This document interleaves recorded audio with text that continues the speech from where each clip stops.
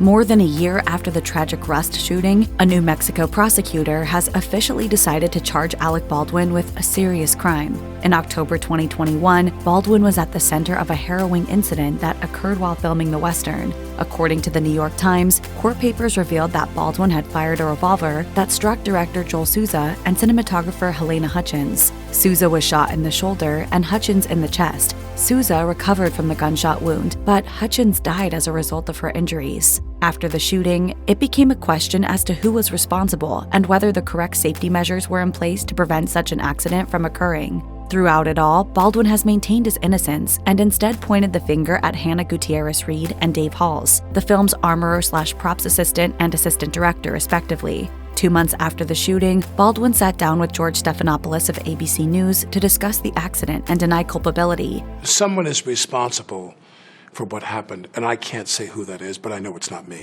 Because Baldwin fired the weapon, he and several other crew members were not excluded from facing criminal charges. Following the conclusion of a year-long investigation, a New Mexico prosecutor announced plans to move forward with charges against Baldwin in the case. In a press release, First Judicial District Attorney Mary Cormack Altwies said the decision to charge both Baldwin and Rust armorer Hannah Gutierrez-Reed with involuntary manslaughter reflected her commitment to pursue justice for all victims. In October, Cormack Altwies said she would oversee a thorough review of the information and evidence to make a thoughtful, timely decision about whether to bring charges, according to ABC News.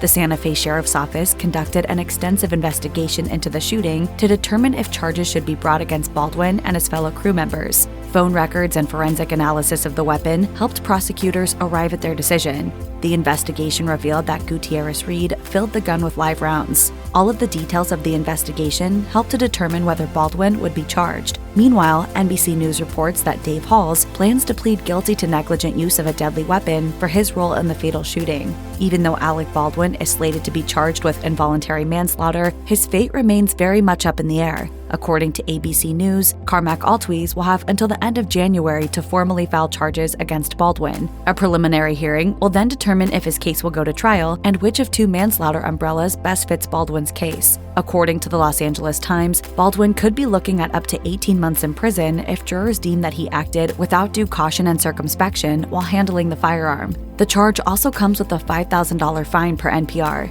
In light of Baldwin's charges, his attorney issued a statement decrying the decision. This decision distorts Helena Hutchins' tragic death and represents a terrible miscarriage of justice. Mr. Baldwin had no reason to believe there was a live bullet in the gun or anywhere on the movie set. He relied on the professionals with whom he worked, who assured him the gun did not have live rounds. "We will fight these charges, and we will win." Meanwhile, Variety reports that Rust was gearing up to start shooting again in January 2023, although its original location of New Mexico was no longer an option. With that said, given Baldwin's charges, it's impossible to know how the film will fare. In October 2022, it was announced that Baldwin would indeed finish the film, according to Insider. But given Baldwin's new charges, it's unclear how or when he, the film star, and its producer will be able to return to set, especially if he ends up facing jail time. Currently, Rust does not have an official release date.